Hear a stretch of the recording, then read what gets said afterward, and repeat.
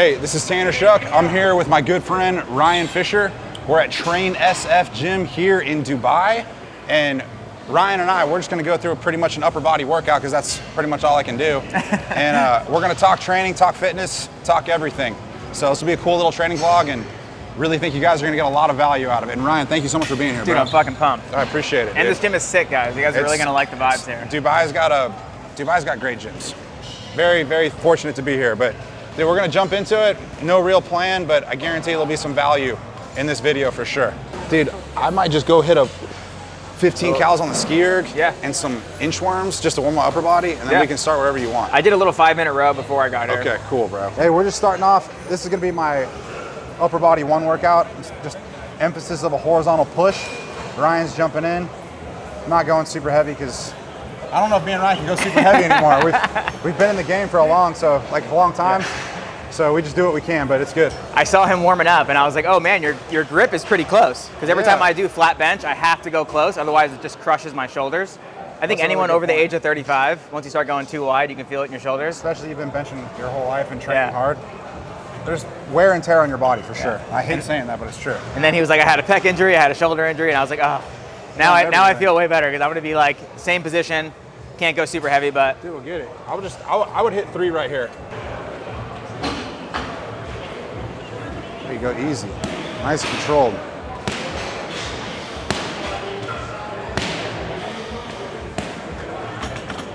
All good? Yep.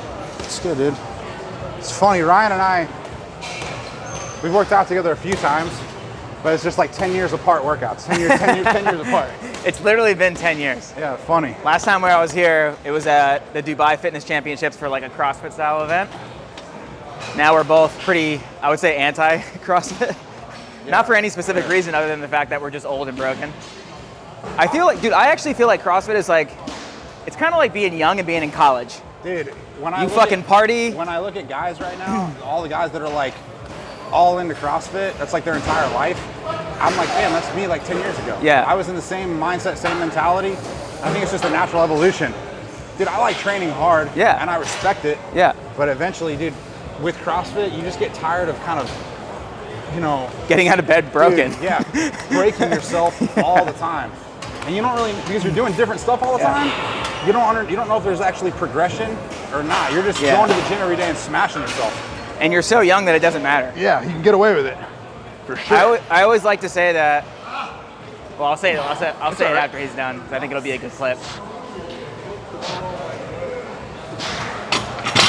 All right. I think this will be a good clip, but I always like to compare CrossFit to like being in college and going partying a lot. Like obviously partying and stuff's like not good for you, but you go hard while you're young. Absolutely. And it's the same thing like for CrossFit training. It's like you're doing all these things that you know aren't necessarily good for you, but you're doing it because you're young and it's fun. And you can do it. And then as soon as you grow up, you're just like, oh, traditional strength training is the way to go. It's actually, they had it right all along. You know? That's how I like to think of it. Thing. That's a banger clip right there. You want to go a plate or a 5 or up to you? A plate's fine. Good. How do you feel? I would do a plate. I got to see your Matt You know Matt Yeah, of course. He called me now. Oh, really? I got surprised. Hey, tell Matt Coe I said hello. Dude, I haven't seen Matt Coe in forever. Yeah, he's still in Dubai, man. He's still doing it. I like him. He's one of the few guys. He always liked me, thankfully. Not everyone liked him, but you know. I remember during the Dubai Fitness Championships, he was like, dude, remember the first year? Yeah, he had the fucking bamboo bench press. Yeah, and we were doing all the kettlebell stuff. I think he won that event. And we were like, dude, this is dumb as fuck. And he's like, no, you guys are dumb as fuck. You need to train your nervous system. And I was like, I was just like, all right, you know what? I'm getting paid to work out right now. If he wants me to fucking swing some kettlebells or snatch them, I'll do it, whatever. Do you remember we had to do a max kettlebell ground to overhead? Yeah, that's what I'm saying. Dude, I felt like you won that. I think I did win that. It was like a 200-pound kettlebell or some shit. It was fucking heavy. No one had really trained for that. We're just kind of rolling up there. Dude, that actually was, the first Dubai Fitness Championships was the best one. Yeah, dude, the one in Dubai Mall? Yeah. It was good. I'll be good. Good, all right.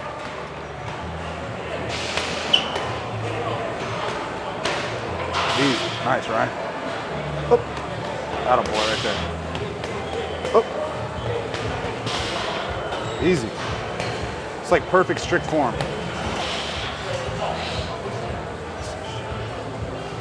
There you go. Nice, bro. Like it. Well done. Whew, got cranky shoulders. One thing I wanted to ask you, dude, how's your training evolved? You know, because That's what I was gonna ask you actually. you've been doing it, dude. We've been doing about, I guess, same amount of time. We've been in fitness for over 10 years. How's your training evolved? Like when you were doing, dude, competing in CrossFit, now you've gotten out of that. How do you train now? Honestly, I spend so much less time in the gym and I just prioritize the movements that I know are gonna get me the most bang for my buck, which is compound lifts. Yeah, bro. And I just try to either make my form a little bit better, get a few extra reps if I'm not gonna be able to go heavier. Yeah. I do focus on trying to go heavier, but as you get older, that's like the hardest one to do. For sure. So a few extra reps, a little bit better form, really concentrating on like the mind-muscle connection is like a big one for me. Yeah. And then honestly, I would say 50% of my year is like very structured. Everything's fucking perfect. I'm following my program to a T. Yeah. But also one thing that I think most people don't realize is once you've achieved the physique that you really like want and you've been trying to get for a really long time, it's very fucking easy to maintain it. Dude, absolutely. So half the year I can just fuck off and do whatever I want.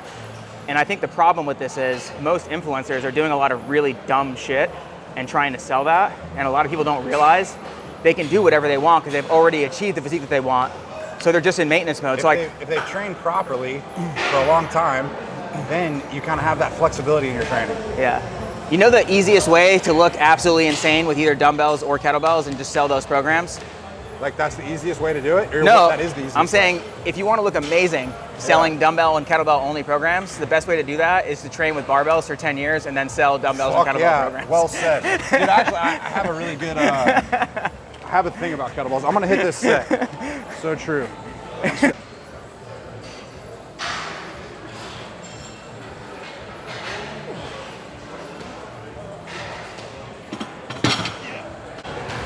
People love training with kettlebells because you can do all these kind of new and interesting looking movements or like Novelty. kettlebell yoga flows, and these dudes will be doing it and they'll look jacked and they look really functional. But what you don't understand is like if you're strong with a barbell, like dude, if you have a 500-pound deadlift, 500-pound squat, you're gonna have no problems swinging around a 100-pound kettlebell. Does that make sense? Yeah, dude. At the end of the day, there's really no resistance really happening with the kettlebells. Like in certain positions, there is some resistance, but a dumbbell would be way, way better. Yeah, like I'll frame it this way. A guy that's like super good with kettlebells, he can do whatever, 200-pound kettlebell swings for reps. That same guy, he may not be able to deadlift 500 or 600 pounds. But a guy that can deadlift 500 or 600 pounds, he's never gonna have a problem swinging around a 200-pound kettlebell. But conversely, anyone who can deadlift 500 pounds, who focuses on kettlebells for all of their content, they use barbells when you're not looking. 100%. 100%. For sure, dude, barbells are just better. It's like, they just offer you more value. It's no question. Anyone who argues it is someone I don't want to be friends with. Yeah, or they're just unintelligent, yeah. Drop. Nice, bro. It's good, man. Solid. Sheesh. Super solid. How much do you weigh, Ryan? I weigh 178 pounds. 178. Yeah, I'm like 205. It's a little difference when you're at 25, 30 pounds on there. Dude, what I'm gonna do real quick, I'm gonna go grab a small plate because I did this for 5 reps last time. Yeah. And the way I'm so anal retentive or I'm OCD about training, I just want to do a little bit more than I did last time. Yeah, you I'll should. just do it really quick. I'm adding just a 1.25 kg plate. This is not much, but if you do this like consistently every week, that adds up a lot. Like I already know I'll plateau pretty soon. I'm not gonna be able to do this. The biggest thing that people don't realize is the only way that your body changes is through something called an adaptation. So basically, you just have to do something that your body hasn't done before. So even though this seems very trivial and very minor, because your body hasn't done it, your body will grow way more from this than you just chipping away at 225 for sets of 5 for the rest of your fucking life. Yeah. Literally, just like one session of doing just a little bit more is the biggest reason why you are in a plateau or your friend is getting a lot stronger and a lot more jacked than you and you've been doing the same weights. No matter how strong you are, even if you're the person doing 315 every single time you go to the gym, if you haven't changed the weight in a really long time, you're not changing the stress. You're not changing the You're stress. not changing the stress, and you're not forcing your body to adapt. This is not an opinion either, this is science. Right, those are facts. I'll hit this. I'm gonna go pee. Go ahead, dude. Oh. All right, so this will be my second work set. My goal is 4 sets of 5, maybe 5 sets of 5, we'll see. But I was only gonna add 2 pounds to the bar, but because I forgot my fractional plates at home and this gym doesn't have fractional plates, I'm gonna go for a 5-pound jump. So goal is 5 reps, gonna be a little harder, and hopefully I can kind of squeeze these out. All right, here we go.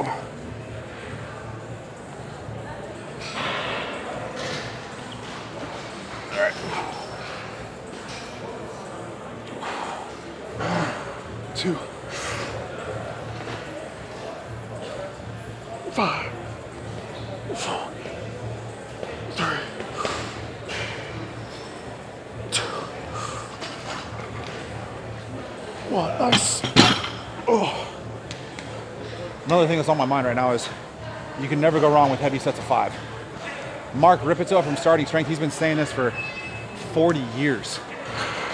Dude, that guy has so much knowledge and wisdom that people just don't understand or don't appreciate. But his motto is just, it's literally this: just add 5 pounds to the bar. On your squat, your deadlift, on your bench press and overhead press, you're not gonna be able to add 5 pounds to the bar every workout, no way. So then you just add 1 pound, 2 pounds. The goal is to always just be making small, incremental increases. And dude, that's the simplest and easiest way to get stronger. Not overcomplicating anything. Another way to think about it is just when you add more weight to the bar, no matter what lift it is, your body is forced. Let me say that again. Your muscles have to produce more force. The way you should think about strength is just force production. How much force you have to exert against an external object. So barbells are just amazing for that. All right. Ryan, Woo. you know Starting Strength, Mark Ripito? Oh yeah. Yeah, dude. So that guy's been around since the 80s. It's like the dawn of time. The only reason he's not way more popular is because he just understands that the basics are the way to go, Dude, and nobody wants to talk about the basics. Dude, if you've ever listened to that guy, because I've consumed a lot of his content, I've read his book, and he's obviously really opinionated and polarizing because he doesn't give a fuck.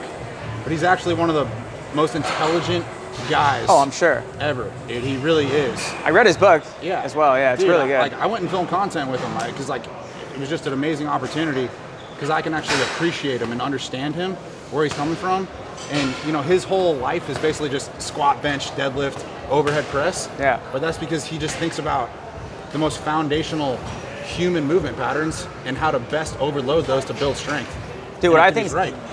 What's crazy is like someone like that would do really well on social media now, because he's basically like the Alex Hormozi of business for fitness. Because Alex is really, really smart, but he basically breaks down complex topics and makes them very simple and easy to understand. So he'll just be like, do whatever's working in your business now times 10. Yeah. Like, just do more of it.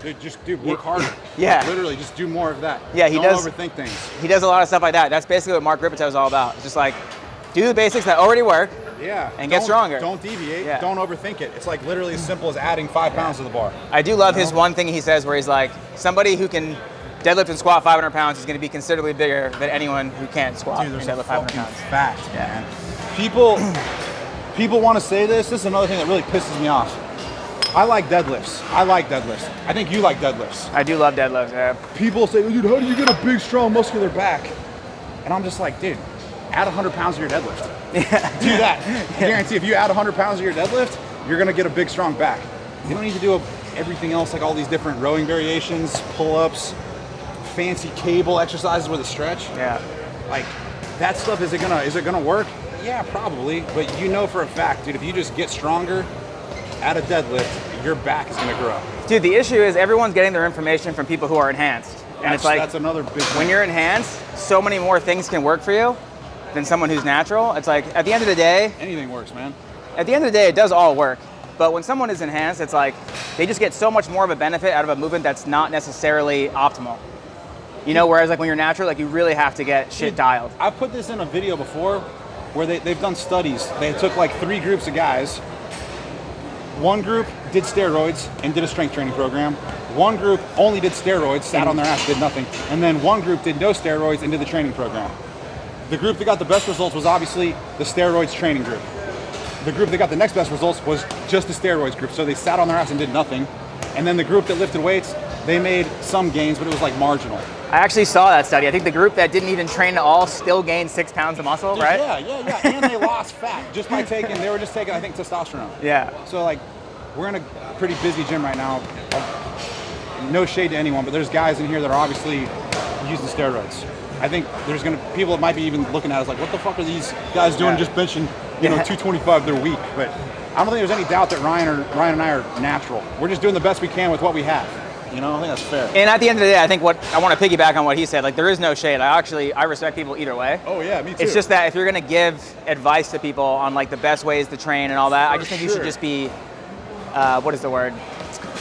Honest? Yeah, transparent. I think you should be transparent that you're on stuff, just because it does make the likelihood of achievement for someone who's natural versus someone who's enhanced. Just makes it can make it very fucking depressing. Like, social media is already hard enough as it is. To set unrealistic expectations is pretty tough, And all I ask is that you just say that you're just not natural. It's not that big a deal. Nobody cares anymore. No one cares. And I'm just saying, dude, if you want to, one thing I like about being natural, I preach about being natural, is dude, it's fucking healthy. You're doing it for the right reasons. Yeah. You're going to be healthy. Ryan has looked the same for the past 15 years. He's always probably between 170 and 180 pounds, extremely lean and muscular. I've looked about the same the past 10 years. Yeah. And it's just, when you're natural, dude, you don't have to, you're going to be able to maintain that. It's so much easier to maintain it because you actually earned it yourself. Yeah. Here we go. Last set, best set. Let's go, Ryan. Let's go. Big punch. Nice. 1. Up. 2. Up. That'll boy. 3. Come on. Up. 1 more. Up. Drive. Nice, bro. All you. Good set. One thing. Dude, one of the best things you can do for benching is plant your feet on the ground. Oh, for sure. And since you can't, yeah, I have so much more respect right now. It's hard, dude. I don't care. It's all right. You're getting a better core workout than I am. Yeah. Hopefully I'll be feeling a bit better about my bench when I can't put my feet on the ground. But one thing, if you notice between how Ryan and I bench, Ryan's doing a lot more strict, kind of way better form. I'm using a bit more, I'm bouncing, kind of using a bit of momentum. But if you're gonna bench, I guess, actually, this is a good question. When you're talking about building muscle, do you think it's way better to just focus on kind of slow, controlled, strict form? Or are you okay with using a bit of momentum, bouncing, but adding weight to the bar? It's interesting because I think that the momentum allows you to get closer to failure, which is like the one thing about CrossFit that I think that they do well, is the kipping movements. Although they're making the movement a lot easier, it makes it a lot easier also for you to get closer to failure. Absolutely. So I think those extra like cheating reps are actually beneficial. Dude, the reason that a lot of CrossFitters look insane, they look great, it's not so much because of what they're doing in their training, but it's because they're training hard. They're training fucking hard, intensity, yeah. Dude, 90% of people in the gym do not train hard. Like, maybe more than that. That's another, I want to talk about that after this set. I'm gonna hit my last set and then I gotta talk to you about that. And it's so much easier to train hard when you're doing something functional and like a little bit more fun than it is to do like boring lifts like bench and deadlift and shit like that. It's just not as exciting, you know what I mean? It's like a one night stand versus like 1 year anniversary. Yeah, very true. You want to hit that shit hard on the one night stand. All right, nice. Sheesh. All right, good. Got my reps. I think it helps when you got someone watching you and pushing you. Oh, dude, 100%. Yeah. The easiest way to be 10% stronger tomorrow is to get a training partner. I made another video about how to increase your testosterone naturally. And the guy that was telling me, he's my friend, he's a IFBB pro bodybuilder, Evan Centopani. He actually competed in the Olympia twice. He's world class. And he's like, dude, honestly, one of the best ways to increase your testosterone, surround yourself with other dudes that are training hard and pushing themselves. 100%. He's like, your environment is so important when you're trying to do that. And I can definitely agree with that, because when I was playing college football, we trained together as a team. We were around each other, pushing each other. So just a bunch of like alpha male guys like going at it every day. And it's kind of like, what's the saying? It's like survival of the fittest, in a way. Yeah. So it's like, dude, if you want to freaking be able to compete and go play on the team, Bro, you got to compete every day, and you got to try to beat guys every time. Well, dude, I think like the best example of this is like Louis Simmons and the conjugate method. Yeah. Like he had every top strong person in the world at his gym. Yeah, literally. There's no surprise because like the strongest people were there. And I'll say this, I'm not a big fan of the conjugate style of training. They've had undeniable success, but I think the reason they had success is because they just train like savages. Absolute savages. All the time. Yeah. Train like savages. So I'll tell you what I would normally do. Yeah. I know you do, I'll tell you what I do, and then Yeah. I normally do a lower upper split.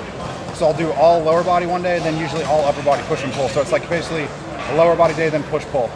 Correct me if I'm wrong. You do a lot of total body. I'm a big fan of full body just Full because body, yeah, full body. I had an injury a couple of years ago where I basically broke my bicep tendon, and as I was recovering from the injury, I wanted to be able to come into the gym and get a full session in while I wasn't just like primarily focused on upper body because there's a lot of stuff that I couldn't do for upper body. So it really made my sessions very short and limited. Yeah. So I started doing full body, and then I got my muscle back after the surgery really, really fast, and I felt amazing, and I was like, fuck, dude, I really like this. So I've just been sticking with it ever since. So essentially, I usually do like one exercise per body part per session, and I really just like spread everything out, and because of that, I get really excited to train. Like, What's your really training like frequency when you're doing that? If you're doing like full body? Usually 4 days a week. 4 days a week. And then the 5th day, I usually do some sort of like really fun cardio stuff. Nice. So it'll be like, for example, maybe Monday, Tuesday, rest Wednesday, Thursday, Friday, Yep. and cardio Saturday or something. Yep, Yeah. Exactly, yeah. Good. It all works. And the Saturday session's like literally whatever I want. Yeah, it's good. Whatever I It want. could be paddleboarding or something. Yeah. Whatever. Bro, sorry I'm limited. 'Cause No, I can you're only good. do Yeah. I can only do upper body today. Normally, I always pair a push with a pull. We just hit 4 sets of bench. I would now normally do like some kind of horizontal pull or like a vertical pull. Okay. But do whatever you want, dude. Like you call, your call. I'm really game for anything. I wouldn't mind a pulling movement of like a machine I've never seen before or done before. Let's do it. I like it. They got some good ones. This gym's so damn busy. I think maybe over here there might be some row machines. Yeah, let's do that. So just finished bench. Now we're just gonna hit 3 or 4 sets of like a chest supported row. It's right there. Nice, Ryan.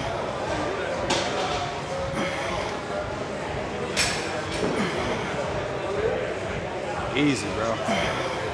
Notice when he's doing that, he's protracting his shoulders at the back, so he's getting a full stretch. Basically what he's doing is he's just prioritizing full range of motion, which is gonna be ideal for overall growth, right? Nice, Ryan. Good. Dude, when you're doing a set, do you have anything in particular in mind? Are you doing a set number of reps, or are you just kind of taking it close to failure? Most sets. Usually my rep schemes definitely change. Yeah. Almost every single time I train. Yeah. Based off of the machine. Sometimes, dude, I was actually at the Ritz-Carlton the last couple days Yeah? in a fancy hotel, and I swear to God, the barbell, I think was like 35 pounds instead of 45. Oh, yeah? So like it just threw everything off. Yeah. And if I was like an untrained person, I basically would just be like, all right, well, I got 2 plates on each side. It's the same. Yeah. But like that's when I think it's really important to understand training to failure, because it's more important for me to train to failure in that moment than it is to hit the exact same weights that I had last time. Absolutely. Like Same thing with like a lat pull down. Yeah. Sometimes every the- machine's different, dude. The cables are different. The weights, the shape of the weights makes a difference. If Yeah. there's 1 cable versus 2 or 3, Absolutely. makes a huge difference. So if you're training at different gyms or you're traveling or something like that, a good rule to follow is just take most of your sets to failure, or at least within 1 to 2 reps of failure, because if you're doing that, then you know you're gonna get some kind of, you're gonna elicit some kind of stress that will make you adapt to that. And bro, that's just training hard. Yeah. Just keep it short. Anyways, I'm gonna The bang 2 out best things 10. that you can do for yourself when you're traveling is to fucking time your rest breaks and to train closer to failure. Because more than likely you're resting too long, playing around on your phone or something like that. Or 2, you're using equipment that you're not used to. And the best way to just combat that is just train to failure. So Ryan, right now with where you're at, kind of, I guess, in your life, probably also in your fitness career, do you find yourself training more at a CrossFit gym or more at like traditional bodybuilding style gyms now? Traditional gym for sure. Really? Yeah. So it's kind of going full circle. Yeah, I feel like when I'm in the CrossFit gym, I wind up spending more time in there Oh, really? because I wind up talking too much. Yeah? And I also feel like I wind up getting kind of pulled into other workouts after my workout. Super easy. Yeah. Because dude, there's the one good thing about CrossFit is that there's that community aspect. Yeah. And that's a great thing. Yeah. You know, it's not a bad thing at all. But Yeah. I've been doing more bodybuilding style training myself, just because, dude, you're kind of limited with what you can do in a CrossFit gym. Totally. I mean, Yeah, you're limited pretty significantly. yeah, but And sometimes, as I've gotten older, like I just want the ability to use cables or something like that. Not Yeah. because I think they're better, but because sometimes they just feel better for me. Like yeah, when I'm fucking really wrecked or something like that, man, like a nice cable tricep pull Yeah. down feels so much better than like a barbell skull Yeah, crusher skull or like crusher. dumbbell or something Or like you can that. go do like a machine chest press instead of like a flat bench. Also, the dumbbells are very limited in functional gyms. Like they don't have like oh yeah, every they set. don't have them. So, yeah, like- a lot of CrossFit gyms, they'll only have like dumbbells up to 50 pounds sometimes. A lot of my friends are like, dude, let's go to your gym. Let's go to Chalk. And I'm like, dude, it literally goes from 45 pounds to 70 to Yeah. 100 because That's all you needed for that's the basically weights we CrossFit open use. workouts. Yeah. You know? So funny about that. Go ahead, bro. I don't like losing my momentum either. Like when I'm training, I want to fucking hit it hard for like an Yeah. hour, 75 minutes, whatever it is, and get the fuck out. Yeah, I'm the same. If I'm in there for 2.5 hours, I feel like my energy starts to drain, Oh, and dude. it's just like, it's all fucked. my training sessions are usually between 50 and 70 minutes.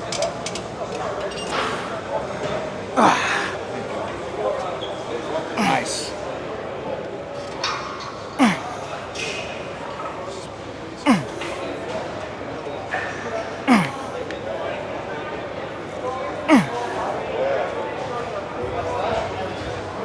Nice, bro. Good. Well done. Today is not the best example of like kind of training hard and, you know, limiting your rest times, but Ryan and I were just honestly hitting these work sets, and then we're just trying to explain why we're doing what we're doing, just to offer you guys some value. But if you're training on your own, dude, go to the gym to train. The gym is a place to train, not really socialize, in my opinion. Dude, go to the bar if you want to socialize.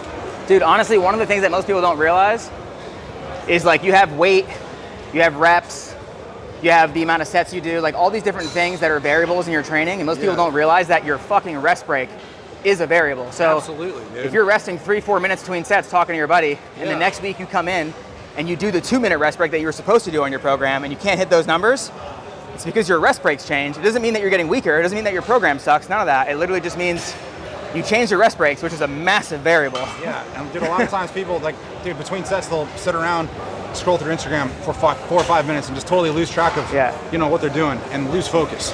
Which is fine if your goal is ultimate strength. Yeah, But it's like- fine. But dude, if you're trying to get lean, Yeah. shredded, you know, and trying to get a really good workout in, Less rest, bro, less rest. keep for your sure. intensity up. That's all right. Sheesh. Sorry, me and Ryan were just having an off-topic conversation of like, what's it like filming content in like public gyms here in Dubai versus maybe in the United States? And what you're saying, you like filming? I mean, I love filming here because like in the States, when you're filming, like it's definitely like a spectacle. People are looking at you like, what are you doing? Who is this guy? Who does this guy think he is? Like you definitely feel like inferior. Like you don't feel superior like here where it's like, oh, I wonder if he's like a YouTuber. I wonder if he's doing something cool. Versus like in the States, they're like, why is this person Doing that, fucking making themselves feel special? And I hate that. dude. You know what I think? Dude, anybody can fucking go make content. Anybody can do it. Yeah. The only thing that separates a guy like you versus a normal person is Ryan's worked really hard for many years, and he's put out a positive message about health and fitness, and he's just put it on camera and put it out for the world to see. All right, but anybody can do that, man. With social media, dude, everyone has a platform. Nice. Nice, Ryan. Nice. Notice when he's doing that, he's not messing around, dude. Like, you just look at his face. Look at the exertion. All right, we'll be quick. I like to focus on the stretch position as well. The stretch is more important than that contracted position, which is when you're all the way in on the movement, which feels nice. It doesn't feel so nice to be in the stretch. That shit hurts. But that's where all the growth is. While he's doing that, he's gonna go for a ride on his little cart here.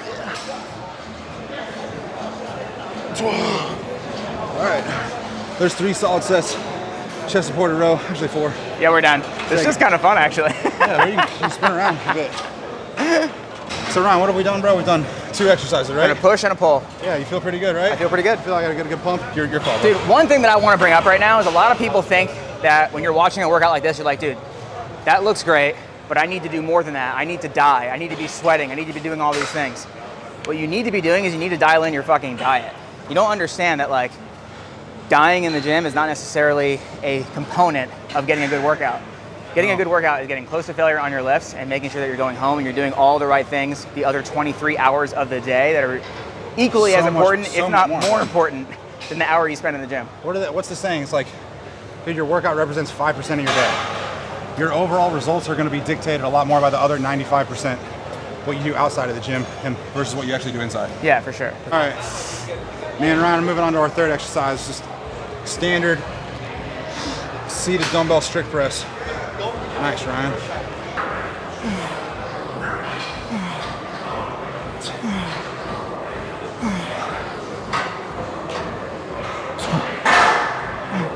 Oh, feels good. Man, Ryan didn't mess around. No rest, bro, no rest.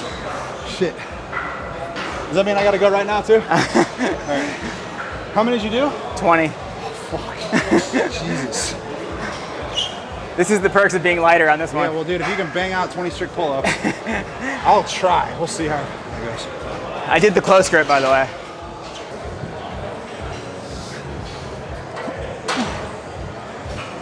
Oh, god damn. I would have done like 12 or 15.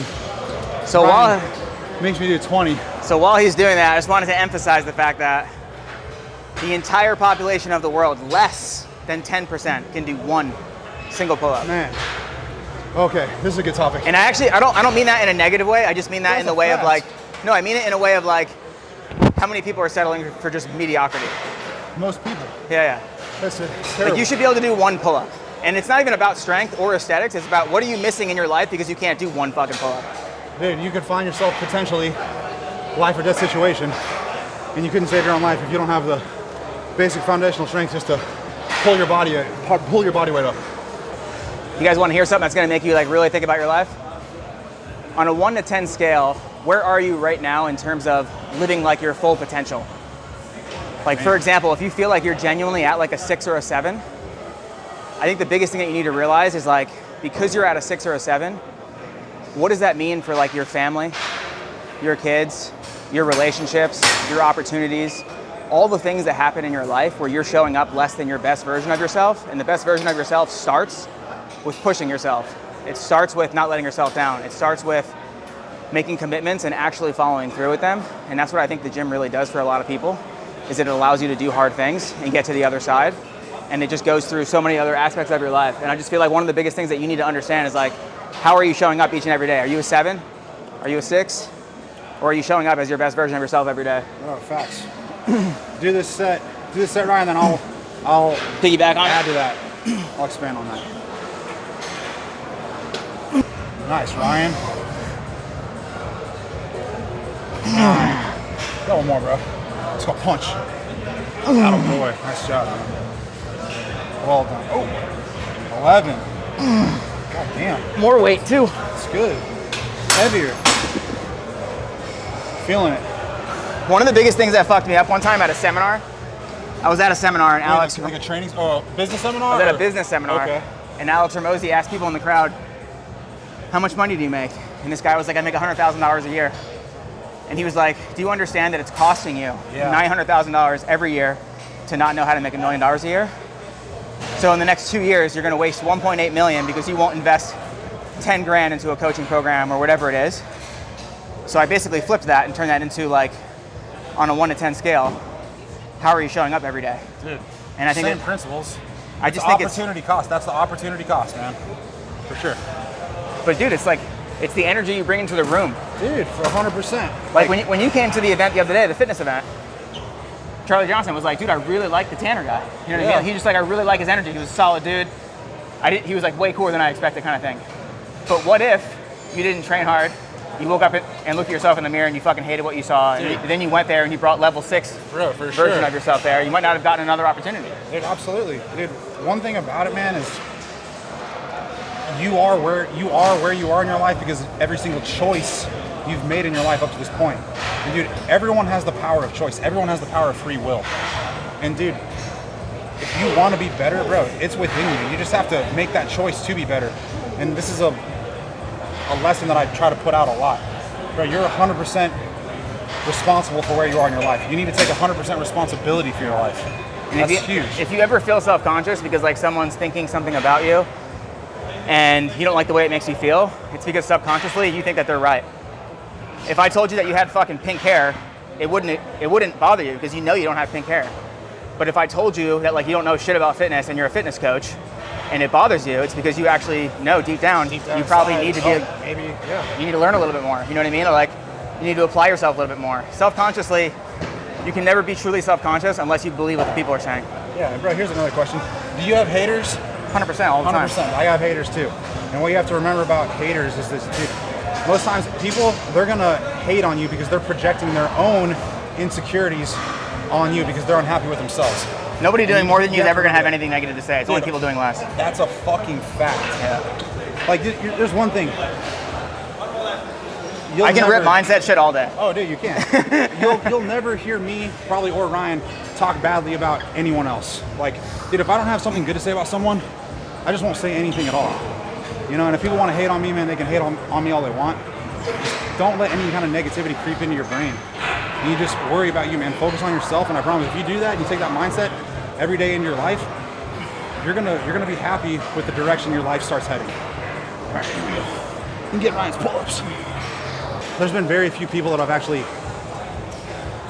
thought about or looked up to. And I've told you this before, but Ryan's legitimately one of the guys that I've always followed very closely because he was the first guy to kind of make it out of CrossFit and do something really big with his life. You know, like he transcended CrossFit, being a CrossFit athlete. He's went on to have a very successful fitness career in business. And bro, he started that fucking years ago just by believing in himself and putting out basic ass training programs. Yeah. Dude, you were like the first guy that I knew of that I followed closely that started doing ebooks, started selling programs. I think I was the only person doing it at the time, and I think you were. The crazy thing was I didn't tell anybody at the time, but like my little ebooks were making me like a lot of money, bro. $1 million, $2 million, and all of a sudden it was like my life was changing so much. Yeah. And I was scared to actually tell anybody about it. Bro, I remember, this is so crazy. We were driving around in your truck in California. This is like 2014. I had a pickup truck, right? Yeah, was that a Toyota? Yeah, the Toyota pickup. Yeah. I lived in like a shitty one-bedroom apartment. Yeah, and you remember, I remember him telling me like, damn, I just want to figure out how to make $10,000 a month. That was before you hit it. That was before you hit it big. But I kept all the same shit for like 2 years. I had like $2 million in my bank account, and I had a pickup truck, a shitty one-bedroom. One thing about it, dude, before you had success, in your mind, you were already successful. Does that make sense? Oh, 100%, yeah. Bro, because he basically visualized it, and then he made it happen. And like, this is cliche, but it's like, dude, you have to conceive it, believe it. No, you're good. And then achieve it. So that sounds cliche, but conceive it, think of it in your head, believe in yourself, and then go out and fucking do it. Honestly, no one would do that if they couldn't do it. You know? One of the best things that you can do I'm going with those pull-ups. is become the version of yourself that your younger self needed when you were younger. So like, you just become the person that can help the younger version of yourself. And I think a lot of people misunderstand that is like, you get to where you want to be, and then you keep it to yourself. And like, the biggest reason that you're not happy is because you're not sharing with other people and making them, helping them excel as well.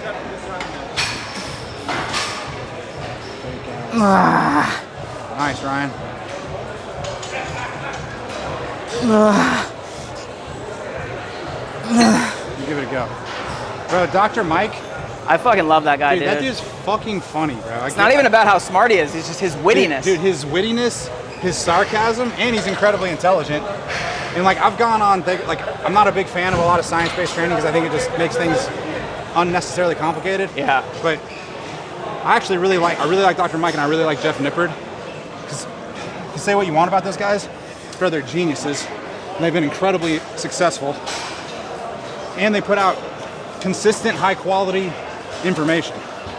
I would love to actually meet Dr. Mike, dude. I've met him a few times. Yeah? I met him back in the day when we were CrossFit training. Yeah, probably before he really blew up. Before he really blew up. Yeah. Damn, this feels good. Dude, what I like about Dr. Mike is he's older. Yeah, he's older. He's an older dude. Dude, like him and Greg Doucette hate each other though. Really? Bro, I'll tell you after this.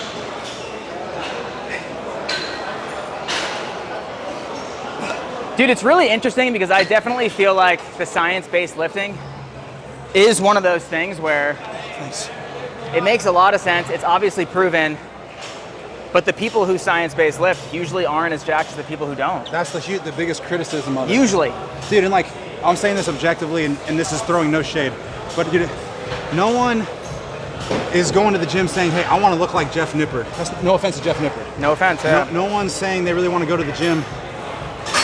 Jeff Cavalier, Athlete X, he looks pretty good. Yeah. He's lean, but dude, I just think when you kind of get caught up in more of that, trivial, you dig too deep into the weeds and you kind of lose focus on what really matters. I'm just like, dude, if you want to get super jacked, dude, add 50 pounds to your bench press, add 100 pounds to your squat and deadlift. Bro. That's what's going to really make the biggest difference in your physique. I had Jeremy Buendia on my podcast. Oh, dude. Yeah. He's obviously a very polarizing, controversial person, but that's not the point. Great bodybuilder.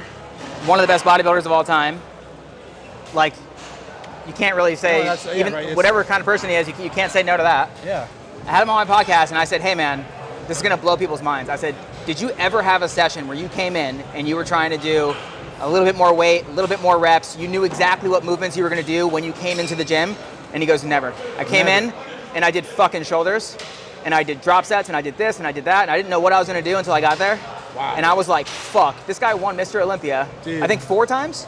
Yeah, I'm not sure, but multiple for sure. Multiple times, and literally just never had a plan. And that was when I was just like, boom, because before I had interviewed him, you actually hear about Rich Froning in CrossFit, Matt Frazier in CrossFit, Ben Smith in CrossFit. These are guys who won the CrossFit Games, didn't follow strict programs.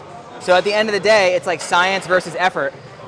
Dude, effort, consistency, and discipline, that is the science. Yeah.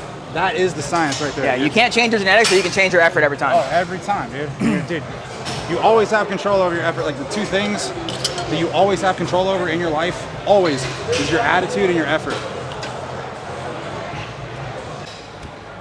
All right, hey, me and Ryan just wrapped up badass upper body workout, and honestly, I'm just trying to spend as much time around him and get as much information from him as I possibly can. And I really feel like a lot of people that follow me, probably a lot of other fellow trainers.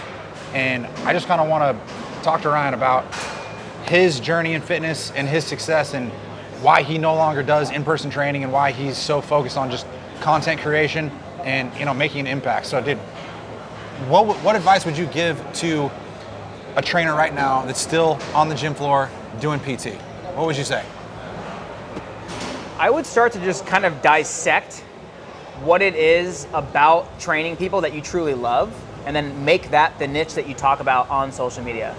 So maybe you're like Tanner, where you're like, dude, I'm in love with the basics. Squat, deadlift, bench, focusing on, the very, very essential movements that you need to do to get the most bang for your buck.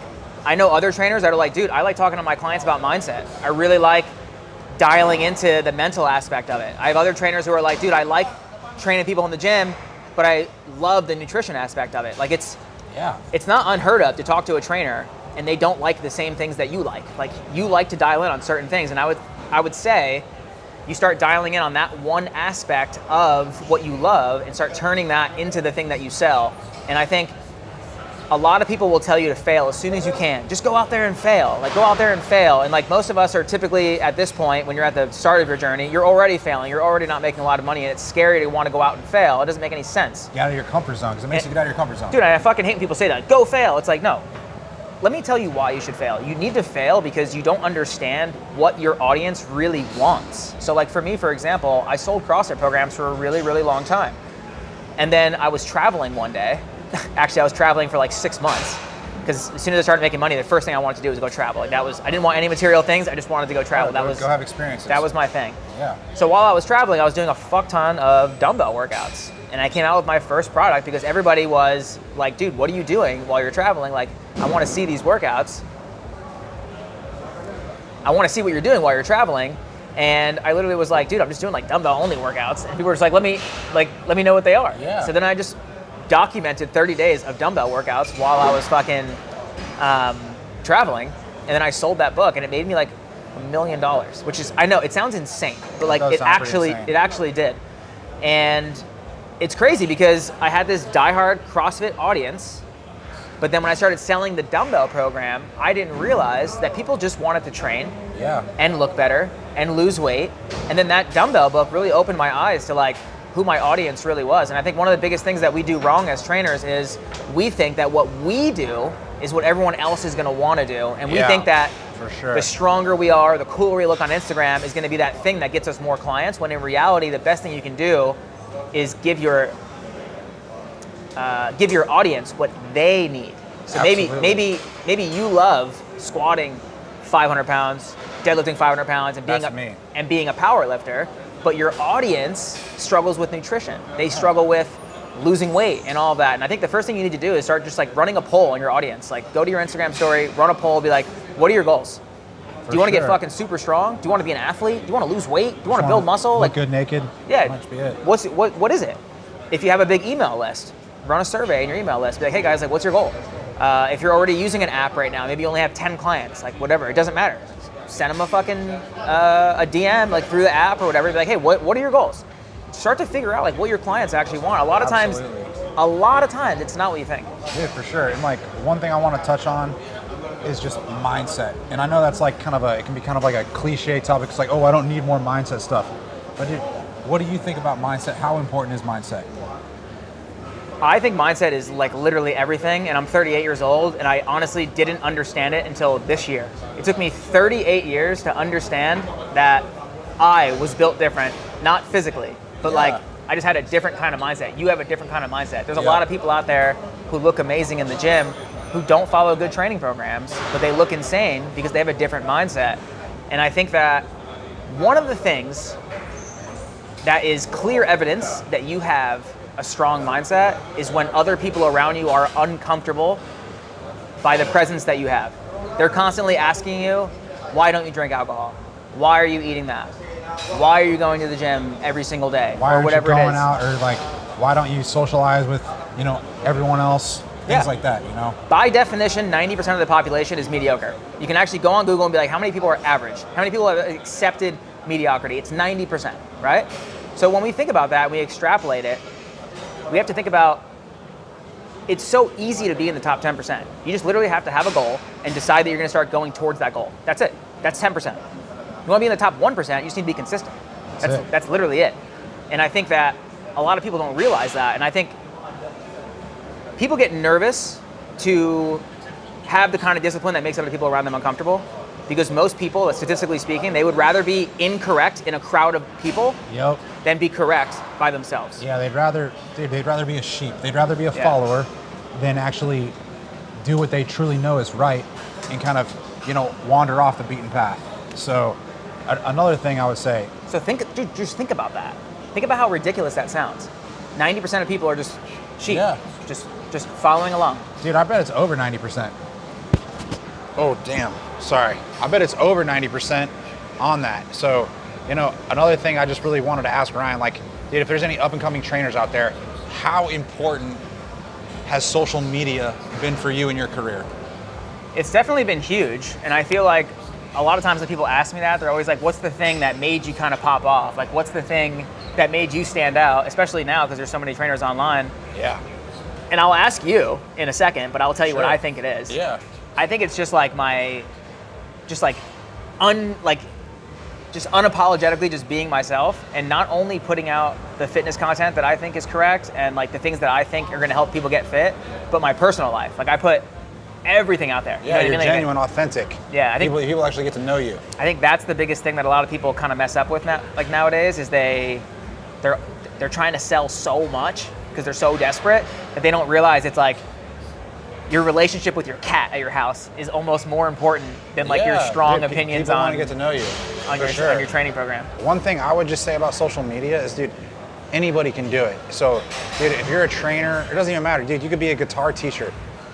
Put yourself out there on social media because it can only help you. I mean, I remember having these, sentiments where I was only a personal trainer. I would be training, 6-8 clients a day, and I was exhausted at the end of the day. Yeah. And I wasn't growing. I knew that, I could only train so many clients at a day, and my income was capped here. And I knew the only way I could grow is if I actually just started putting out fitness content. And that's one thing that I would tell everyone they should do. Harness the power of social media and start doing it now. And correct me if I'm wrong, dude. you probably worked really hard for a really long time before you actually built a following and it started making a big difference in your life. I was gonna say there's definitely some merit in being on the gym floor for a long time. That's important for sure. You learn a lot of really cool shit. But can you do it forever? No. Would you be happy? Would you be content if you were just an in-person trainer trading all your time for money for the rest of your career? Dude, to be honest, one of the worst things about training in person is you don't want to train anymore. Yeah. Because you're in the gym all day, and then when it comes Yeah. time for you to train, like sometimes you have the energy to just go smash it and get out of there, and sometimes you're like, fuck, dude, like. Yeah, you got to do it again. And I think like for you to be the best trainer you can be, you almost have to position yourself online. Dude, I'm just telling you, man, if I could give any up-and-coming trainers one piece of advice, I would just start putting out content, no matter what it is. It might suck at first. In fact, it probably will suck at first, but just start. And if you keep doing it, it'll gradually get better and better. I mean, how many times have you posted on Instagram, bro? Dude. How many times? I You don't should know, actually look. I think I've got 5,200 posts. Okay, so 5,000 times. Ryan's put himself out there over 5,000 times. So 5,200 divided by 365, which is how many days in a year. It's 14 years of posting every day. Dude, so he's posted multiple times a day. I mean, that's just kind of being relentless, consistent, disciplined. And dude, I really feel like if you're willing to do something 5,200 times, eventually you're gonna realize success. So At the end of the day, too, yeah. it's like when you see someone repeatedly for years and years and years, You see them grinding. when it comes time to wanting to purchase something to help you in your fitness journey, let's say Yeah. you're someone who's overweight or you're someone who, maybe you're already pretty fit, but you just want to follow a plan. You're like, yo, I'm gonna go follow Tanner shit, I'm gonna go follow Ryan shit, because they've been grinding away for a long time. They're not Dude, gonna you've- just come you've across, built credibility, man. they're not gonna just come across some really fit person that they don't know anything about. I mean, they might, but it's pretty rare typically, where you're just like, you know, I'm gonna go follow Yeah. Joe Schmo just because he looks really great and whatever. Sometimes yes, but like I would say 90% of the time, no. Yeah, for sure. So I would say that, man, anybody can do it. Ryan could do it. Ryan was homeless. Yeah, I had fucking nothing. He got nothing, dude. Yeah. I mean, I was just a CrossFit coach. I just loved working out, and I just took my passion for fitness and I just started putting out more content, you know, very consistently over a long period of time. And I actually followed a lot in Ryan's footsteps. We've obviously had two different trajectories. We've kind of done it in our own way.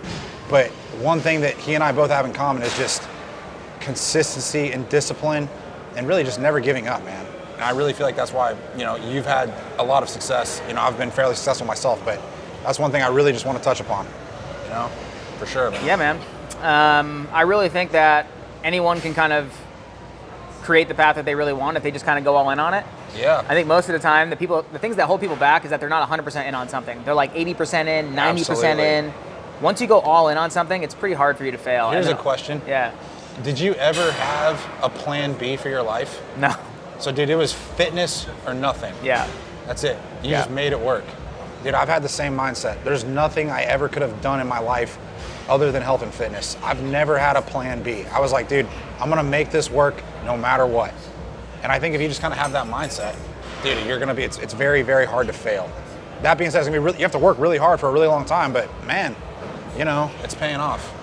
So. Yeah, I mean, there's a few different routes, right? Like everybody wants to either, I think in the beginning, most trainers think that the best thing that you can do is go open a gym. And I think I was there, that was me for sure. And I think that's like the wrong way to look at it. I almost think you should have a personal brand and an online brand before you open the gym. Not only is that going to help you get more members into the gym, but it's also going to give you the capital so you don't have to take a whole bunch of investors on. And at the end of the day, the gym itself is not going to make you that much money. I'm actually selling my gym right Yeah. now. I sold it like 3 months ago. Yeah. We're just going through the paperwork and stuff now. But at the end of the day, like that is going to be almost more work than your online business, and it's going to give you way less income.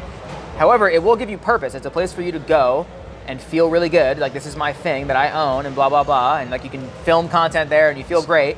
It's different than filming in a place like this when you don't own it. But at the end of the day, you're gonna make way more money as a trainer online. You're gonna make way Dude, more money kind of way creating, more scalable. creating your own niche, creating your own personal brand. And then I think it really comes down to when you do start your brand, I think you should definitely have something that stands without your name in it, potentially. So like Chalk Performance Training is my brand. True Strength is his brand. And you know, one day, if we don't want to do it, we can kind of give people the reins and maybe they can at least maintain it, maybe not grow it, but at least like you have the option. Whereas like if you're Tanner Shop Fitness it's a little bit harder. Yeah, it's certainly harder. And dude, I just want to give a big thanks to you, Ryan, for Appreciate it. taking the morning with me, bro, and letting me hang out with you, train with you, and just get a ton of incredible content and just mindset and training that I hope provides you guys value. And Ryan, where can people learn more about you? Ryan Fish, RyanFisch on Instagram. I think my YouTube is Ryan Fischer. Yeah, I think so. It is. It is. I started it early enough where I got that handle. Yeah, that's good. I don't post as much on YouTube as I wish I could, but hopefully soon. Dude, his stuff is all over Instagram. He's been on Instagram for a long time. He's check his stuff out on Instagram, also on YouTube. Chalk Performance Training. .com. All right. And dude, I really hope that you'll be coming to Dubai, man, because I would definitely like to hang out with you more, bro. Yeah, I love Dubai. So- Dude, you guys gotta check it out. It's the gym situation, female situation, Yeah, dude. All right. If there's any single ladies that watch this content, the food situation, the hotel Yeah. situation, everything is very, it's very awesome, cool. man. So yeah. thank you guys for watching. Please like, share, and subscribe. And dude, until next time, all right. Thanks Yeah, very man. much, bro. Appreciate it. I really appreciate you. Yeah.